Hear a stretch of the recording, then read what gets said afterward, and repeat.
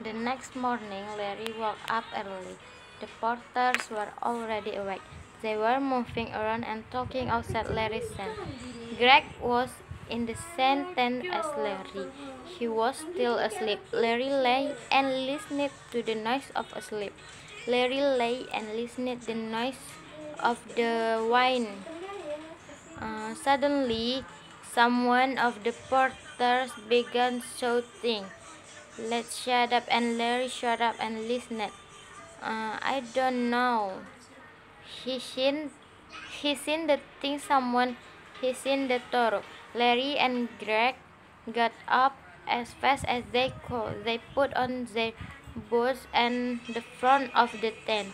There was thick cloth all around the tent. It was difficult to see anything clearly.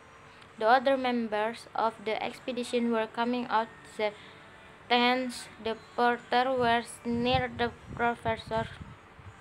The professor's tent. They were waving their arms and shouting, "Professor Langner!" Larry and Greg ran to the professor. In the snow not far from the professor's tent, they saw claw marks.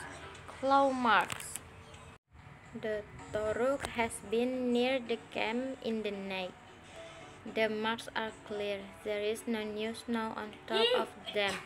The professor was bending over one of the claw marks. He was measuring it. He stopped up and saw Larry and Greg. Toruk's foot is 36 centimeters wide and 58 centimeters long. The claws are 8 centimeters long.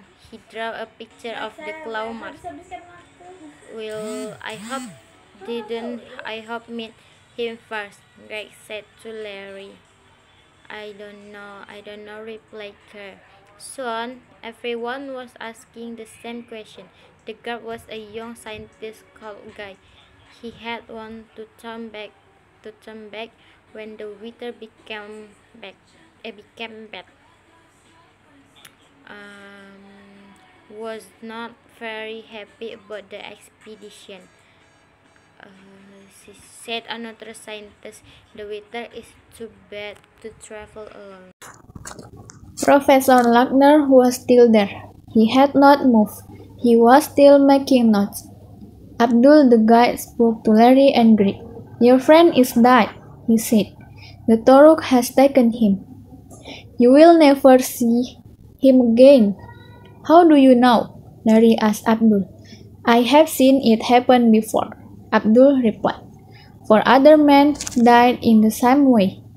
Perhaps Guy is still alive somewhere in the mountains," Greg said. "We must search for him. We will follow the Toruk's claw marks. Perhaps we will find Guy, and perhaps we will see the Toruk too." "That's a good idea," everyone agreed. But Professor Lackner was very angry. He walked over to Greg. "I am the leader of this expedition," he said.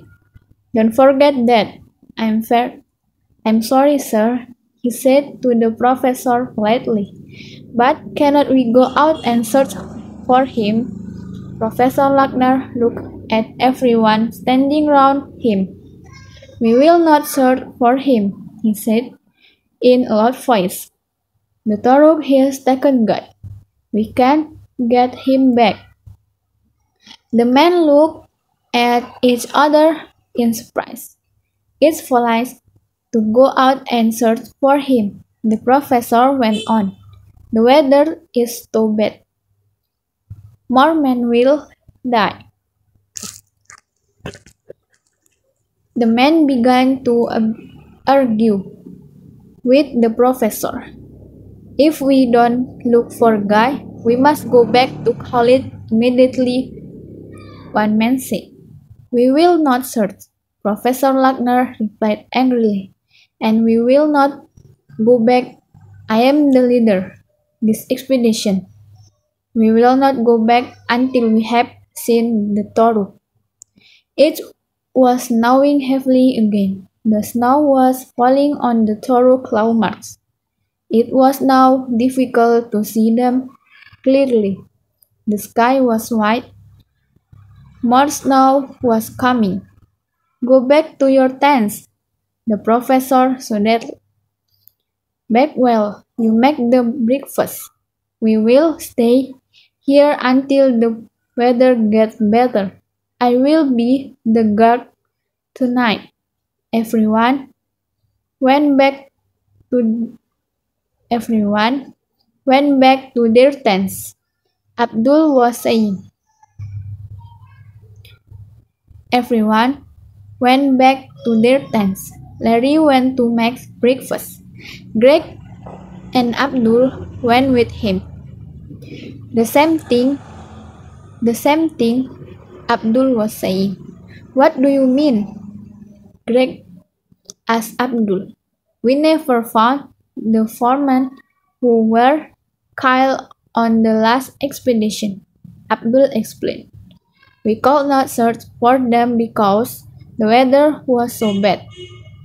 After breakfast, Larry looked again at his book. He read what he had written there. The professor said, the Toruk killed them. Other member of the expedition said, we did not look for the bodies. The weather was so bad. Why is Professor Lackner sure? Why is Professor Lackner sure that the Toruk killed guy? Larry thought to himself.